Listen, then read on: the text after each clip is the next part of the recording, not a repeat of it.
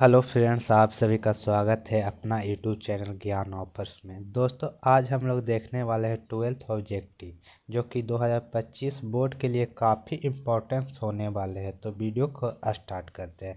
पहला क्वेश्चन कह रहा है 1/4 पाई एप्सिलॉन नॉट का मान होता है। तो इसका मान होता है 9 × 10⁹ न्यूटन मीटर स्क्वायर प्रति कूलम स्क्वायर। तो इस प्रश्न का right answer option number A हो जाएगा। बढ़ते हैं दूसरा प्रश्न। दूसरा प्रश्न कह रहा है निम्नलिखित में कौन सा मान सही है। निम्नलिखित में कौन सा मान सही है। तो इस प्रश्न का right answer option number A हो जाएगा, जो कि आंसर है वेक्टर ई बराबर वेक्टर ए बटा क्यू। तीसरा क्वेश्चन क्या कह रहा है, विद्युतीय द्विध्रुव आघूर्ण का एसआई मात्रक होता है। विद्युतीय द्विध्रुव आघूर्ण का एसआई मात्रक कूलम मीटर होता है। Right answer option number A हो जाएगा। चौथा क्वेश्चन कह रहा है किसी माध्यम की अपेक्षित परावैद्युता इप्सिलॉन आर होता है। तो इसका right answer option number A हो जाएगा, इप्सिलॉन बटा इप्सिलॉन नोट होता है।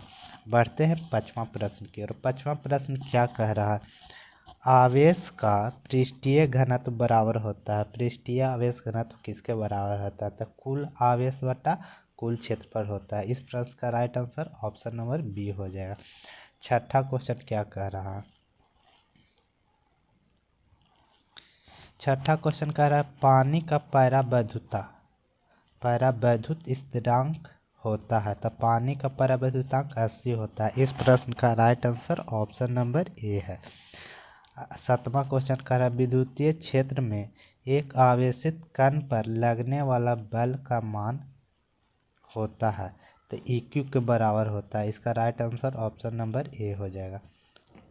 आठवां क्वेश्चन कह रहा है संबंध Q बराबर एनी में निम्नलिखित में से कौन n का मान संभव नहीं। n का मान संभव नहीं, ऐसा क्वेश्चन जब भी रहे तब पॉइंट वाला मान संभव नहीं होता है। तो इस प्रश्न का right answer option number C हो जाएगा। और नौवां क्वेश्चन कह रहा है हवा का इप्सिलॉन आर होता है। तो हवा का इप्सिलॉन आर का मान हम लोग जानते हैं कि 1 होता है। हवा या निर्वात का इप्सिलॉन मान 1 होता है। 10वां क्वेश्चन कह रहा है आवेश का बीमा होता है। आवेश का बीमा 80 होता है। इस प्रश्न का right answer option number A हो जाएगा। 11वां क्वेश्चन क्या कह रहा है, देखिए निम्नलिखित में किस राशि का मात्रक वोल्ट बटे मीटर होता है। निम्नलिखित में किस राशि का ऐसा मात्रक वोल्ट बटे मीटर होता है। तो इस प्रश्न का right answer option number D हो जाएगा, विद्युतीय क्षेत्र का ऐसा मात्रक वोल्ट प्रति मीटर होता है। अभी ब्राह्मा क्वेश्चन कर रहा है इप्सिलॉन नोट का मात्रक है। इप्सिलॉन नोट का मात्रक है। तो ब्राह्मा क्वेश्चन का राइट आंसर होता है फराड पर मीटर होता है। इप्सिलॉन नोट का मात्रक क्या होता है, फराड पर मीटर होता है। याद रखिएगा ये सब। नेक्स्ट क्वेश्चन 13वां नंबर कह रहा आवेश के पृष्ठ घनत्व का मात्रक होता है। आवेश के पृष्ठ घनत्व का मात्रक होता है। तो इस क्वेश्चन का ऐसा मात्रक हो जाएगा कूलम प्रति मीटर स्क्वायर होता है। इसका right answer option number A हो जाएगा।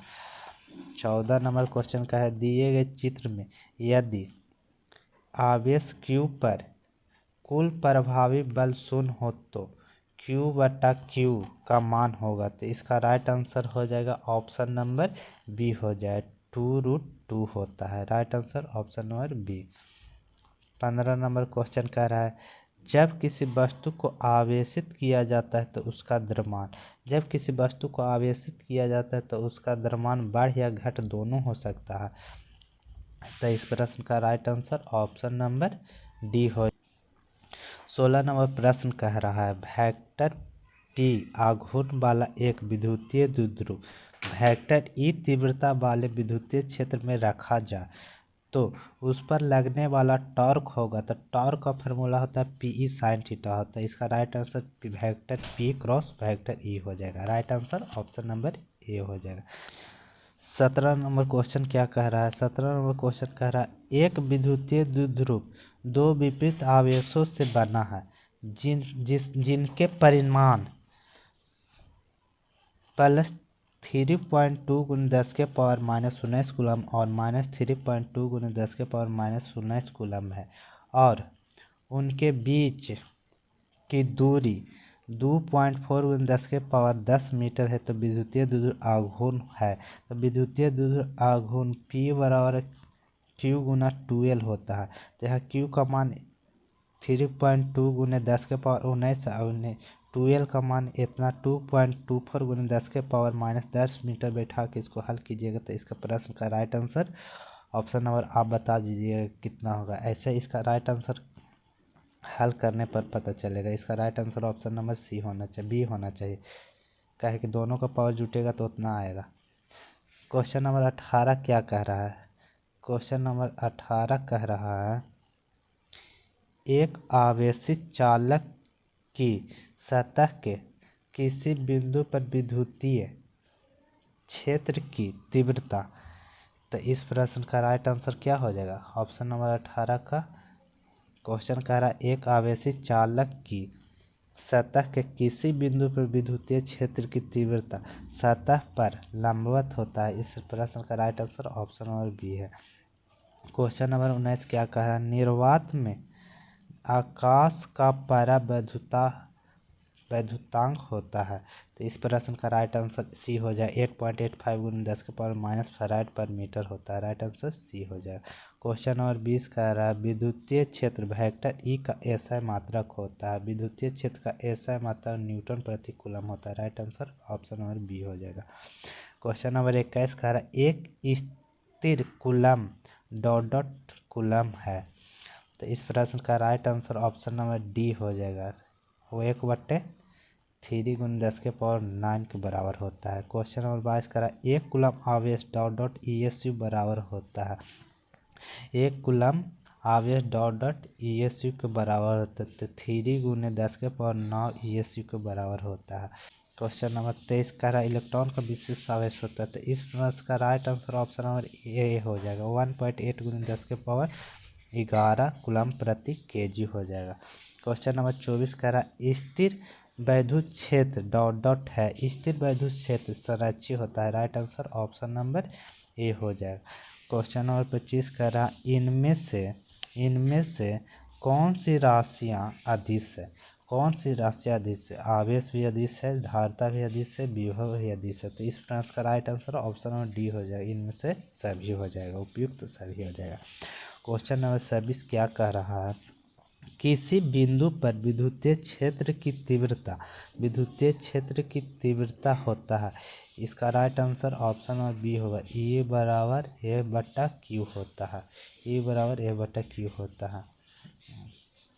क्वेश्चन नंबर 27 कह रहा है आवेश का पृष्ठीय घनत्व होता है। पृष्ठीय आवेश घनत्व का फॉर्मूला आपको पता होगा क्या होता है? सिग्मा पृष्ठीय आवेश घनत्व को सिग्मा से सूचित कर सिग्मा बराबर Q/A होता है। तो इस प्रश्न का right answer option number A हो जाएगा।